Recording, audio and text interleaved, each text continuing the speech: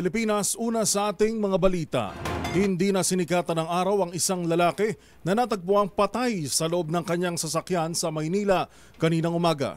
Ang biktima natuklas ng duguan at may katabing patalim. Ang buong detalye ihahatid sa atin ni Boy Gonzales.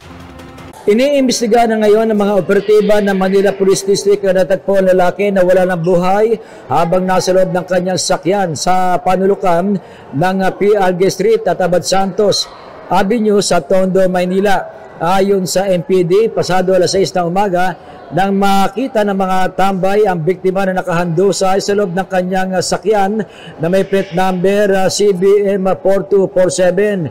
Hindi pa matukoy ng mga otoridad ang pagkakilanlan ng biktima maging ang dahilan ng pagkamatay nito. Pero sa paunang investigasyon, isang Chinese national ang dugo ang biktima at may natagpuang kutsilyo sa tabi nito sa loob ng kanyang sakyan.